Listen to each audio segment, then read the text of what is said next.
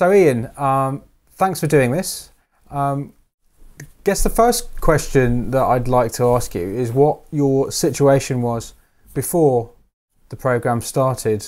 Just, you know, an honest sort of view of where you were at with your music before you started Start Now Finish Fast.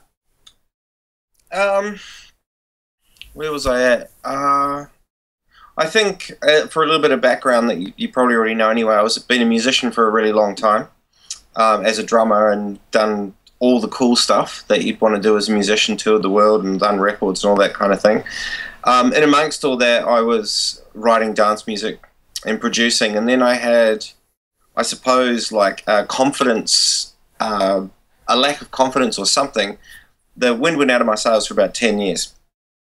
And I ran into someone, an old friend of mine, randomly at a bar, and says, "So good to see you, but, you know," and he goes, "Are you still writing?" And I go, "No." And he goes, "It's a real shame that you've stopped writing." And he was like really looked upset about it, because I think, I didn't realize at the time, but he used to look up to me. Like I was one of the first guys at Ableton, and I was always doing these gigs, and you're not aware that you're affecting people. But anyway, I took that to heart.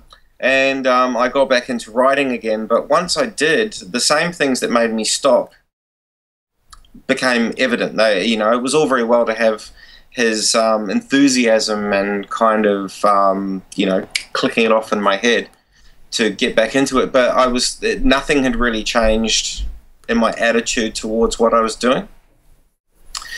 And funnily enough, I'll try.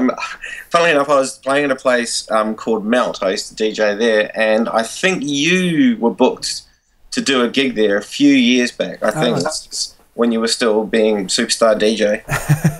And a friend of mine, Tim C, was going on about you, and I missed the gig. So I can't even say I was at the gig and you blew my mind. I missed the gig. I obviously would have done.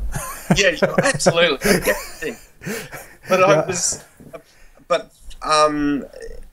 for some reason I decided to look you up on Beatport and stumbled on your website. And I think this was around the time that you were, I think you were still in limbo between music and the Start Now Finish Fast.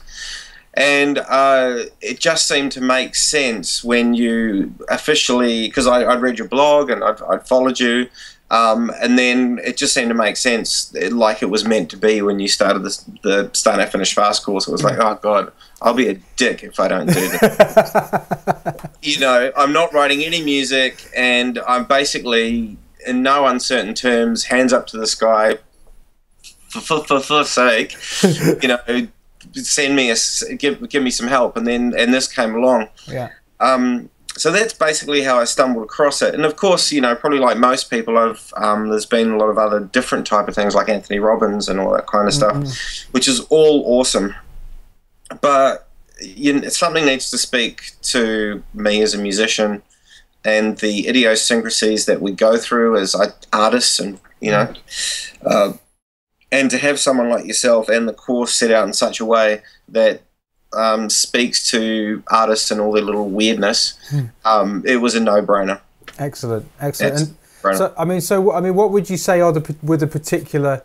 I mean, you said you had a confidence thing, and you felt, you know, you were hitting the same barriers. What were those barriers? I mean, you know, just give a general flavour of what kind of barriers there were.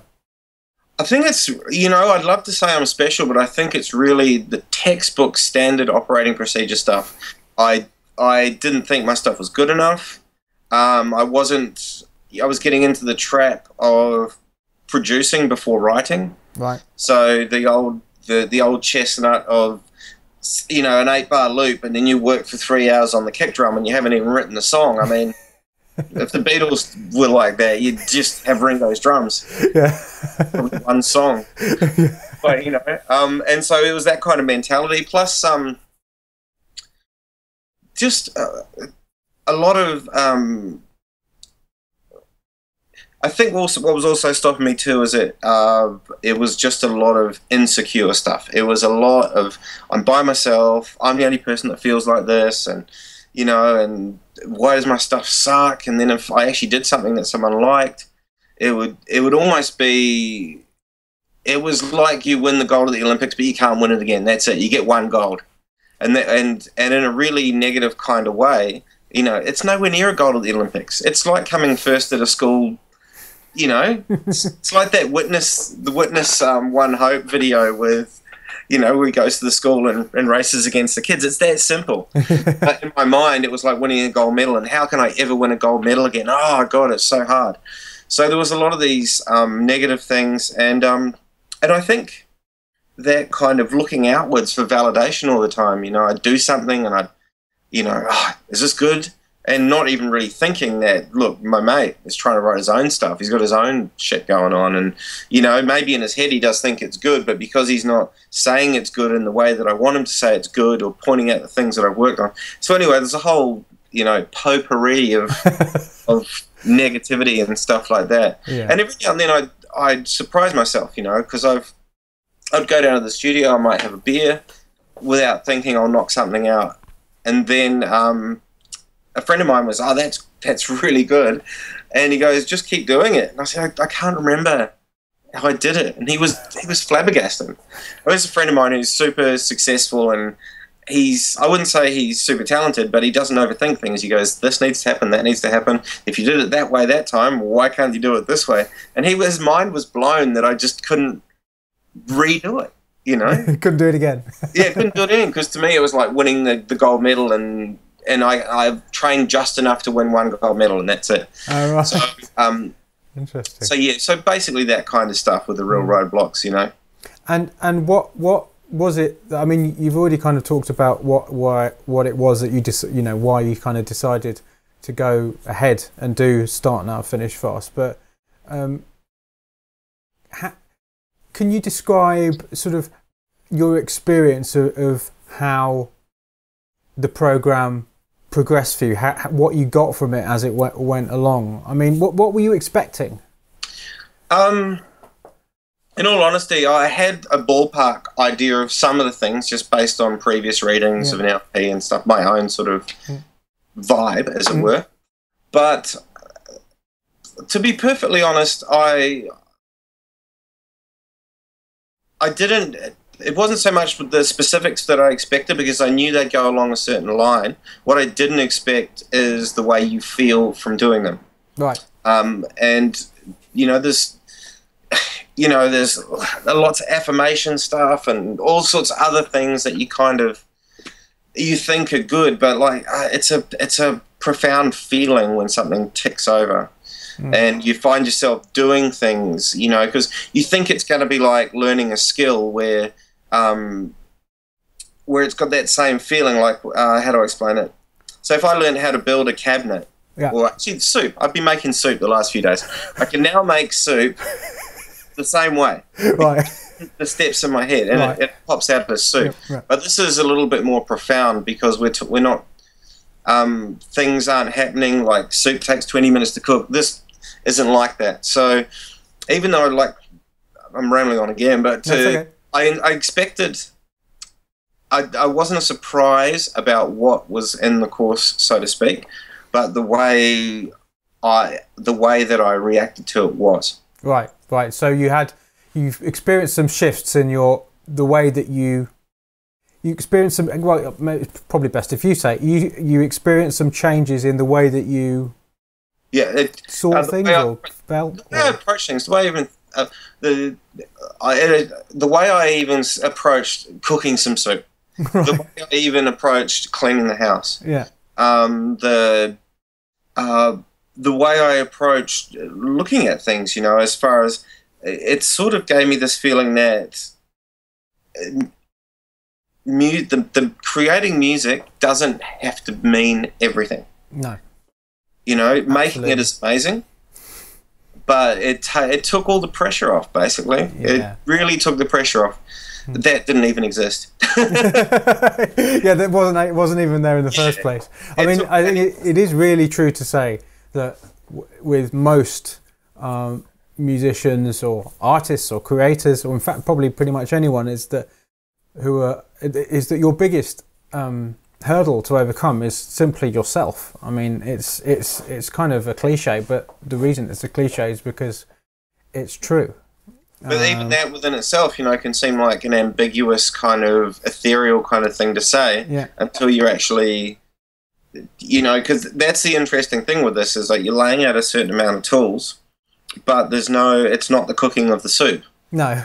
You know, it's not going to take 20 minutes or, you know, to me, this is like if I cooked the soup and I just cut up the garlic and then suddenly the soup was made, then that's what this feels like. Right. Or I cut up everything, I put it on the stove, and a week later it just finished. Yeah, right. You know, it's that kind of spooky. Yeah, right. Because it doesn't feel like there's a linear. It's not linear. You're not taking off on an airplane. It's like one day you're here, and without thinking about it, you're here. Yeah, yeah. Or you're here. Yeah. It's really, that's one of the challenges I have with when I'm trying to bring it to people who haven't experienced it, is trying to explain how it works, because it's not right, you do this, then you do this, and then you do this, and then this happens. It's kind of like you start thinking in a certain way, and as a result it feels like, and it's not true that it's automatic, but it feels like automatically these things start happening because you are thinking in a different way about music, or as you say, making soup or anything else. Because at the end of the day, whatever we do, the problem solving is the same for making soup as it is for making music or driving or anything else. It's the same. There are very similar mental processes going on. So when you actually address those mental processes, and more than you address like compressing a bass line or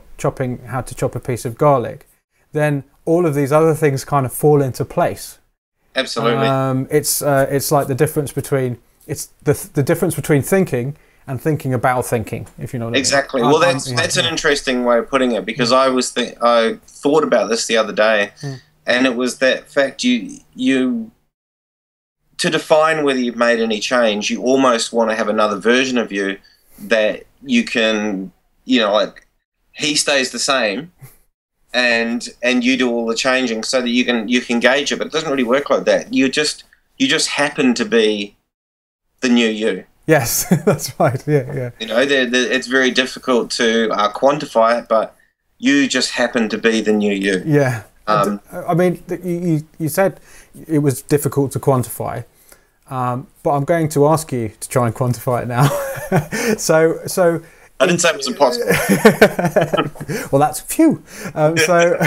So in terms of, you know, we've talked about how the kind of the process of the, you know, going through the program is something slightly different. It's a different way of thinking. It's a different way of looking at your, you know, your creative process, your life, the way that you are, who you are, all that kind of stuff. What have been the benefits for you as a result of going through it? Like I mentioned before, taking away even when I was doing a remix for someone the other day and they needed it in a hurry, that I didn't really feel any pressure. Right. I didn't feel any pressure when I played it on a friend's speakers and it sounded too bassy. Right. In the past, I would have taken that as, I would have been embarrassed to play it to him and it's too bassy, and it just would have had all this unnecessary weight involved with it.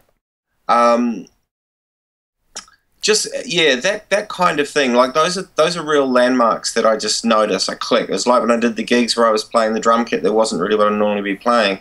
Instead of thinking, oh God, I'm standing up, everyone can see my fat belly, I was just thinking in terms of, you know, I need to make the brushes do this. This sound needs to happen. I got to sing this backing vocal in the right tune and focus on that. It felt like things were very normal. It wasn't the gold medal at the Olympics. It was very normal. It was like chopping the garlic for the soup. Excellent. And I think, you know, Jamie Oliver still chops the garlic just like I do, you know, but it doesn't. It's just those little things. Like I need to play the drums just like I do, or write a remix like I do, just like Axwell or anyone else. You know, I don't have to be Axwell to do a remix. No, you know, absolutely not. No. But and I can't even begin to tell you how much of a massive psychological weight that is off my shoulders. Brilliant. To think in terms of, just do it, man.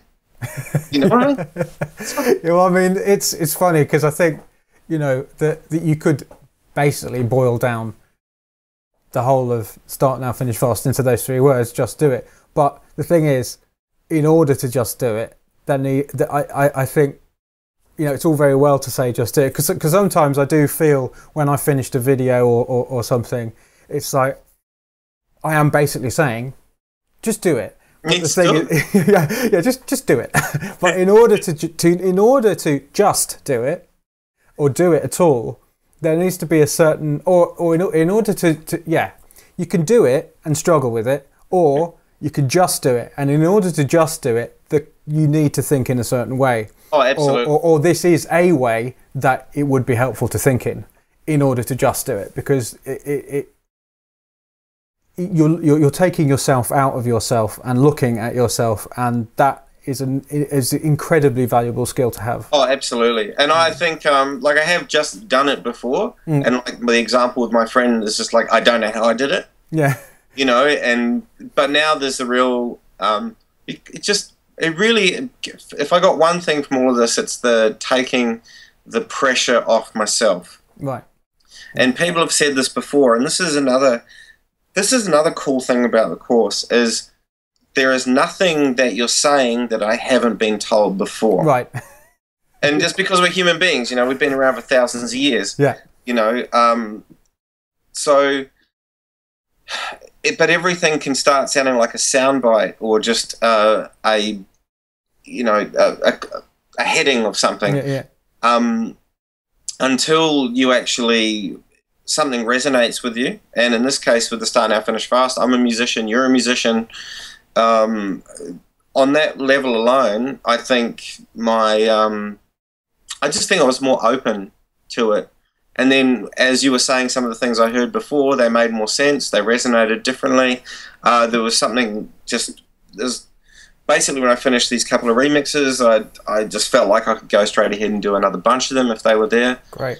Which I'd never felt before. I mean, normally when I finished one, it was just like, oh God, I hope I never have to do that again. And it's like I'm sitting in there are thousands of dollars of musical equipment, and God knows, back in the day when I'd get cracks, I would have spent 6 hours working out how to crack reactor or some crap like that. And there's me at the end of a remix saying, oh, I hope I never have to do it again. It's stupid. So am I right in thinking that you actually you like teach other people to use Ableton and stuff like that as well? Is that one of your? It's one of I used to do it a lot. To be perfectly honest, Ableton and Logic I teach a bit, or did, but because everyone's certified Ableton instructors nowadays, which I find I actually really like it, to be honest. I think it's good. It's defining it. I don't really get a lot of calls for that anymore. Right. What tends to happen now is people like Bag Raiders and just recently Yolanda Be Cool speak to me in terms of setting up their live shows. Right. Okay. Great. So with Bag Raiders, it's on Ableton, and they got in touch with me because of my Ableton skills. But it really turns into more of like a show production type thing. Right. We need to. I mean, Chris from Bag Raiders, just things like, I just want to use one button. They'll make everything awesome button. It's just one button. He wants to start it, and it gets to a place, and it loops, and then he pushes it again. And at first I was like, oh crap. But anyway, so I set that kind of stuff up. For Yolanda guys, it's more about it's real simple. Well, I think it's simple stuff, but it's basically problem solving. So they want to use Tractor and Ableton at the same time, and 2 guys on a laptop. And because they're busy wanting to create, I mean, this is the funny irony about it. The reason why I haven't been creating is I was too busy learning all these programs and how to make them interact.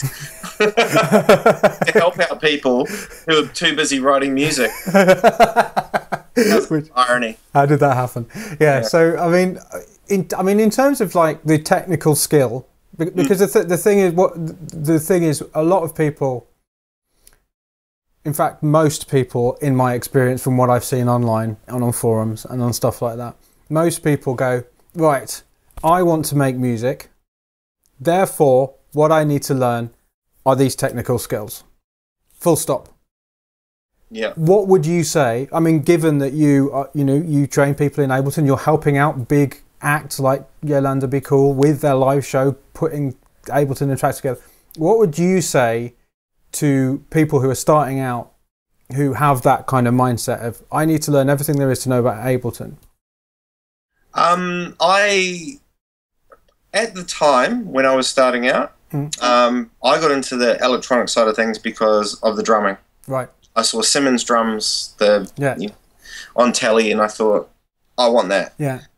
And of course, that opened up sampling. It opened up everything, and it was all very altruistic back in the day. I was making music. I wanted to do the same sounds from the records that I was in the bands with. But then obviously I went down the rabbit hole. And what I would say, I'm going to basically paraphrase from an interview I saw from...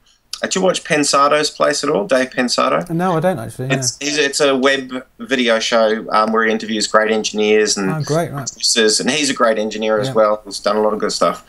He was interviewing a guy called Francois, who was the producer on Gautier's record. Oh, wow, yeah, okay. And Dave Pensado asked him, a pretty similar thing you're asking me now about, the technical side of stuff. And he said, I always start with the music, and then when I have time at the end, if I want to do something interesting, then I'll think about the toys. And one thing that struck me, I thought, oh crap, I wish I'd hung out with that guy 20 years ago. Yeah, right. Because his mentality about it was a music first, and then once you've honored the music, then it's almost like the treat at the end is you get to fiddle around with a reactor instrument, or but that's that. Whereas I think a lot of people, and very much myself, became also too, I think it had a lot to do with Ableton became released, and I got really excited about it because of the whole time shifting stuff. It was all I'd been using MPCs and ASRX drum machine, whatever I could to do live shows. Could only play 20 minutes at a time because of my zip drive, and I was have to get on the mic, and so I got excited about Ableton and Reactor and the effects, and stopped thinking about the music.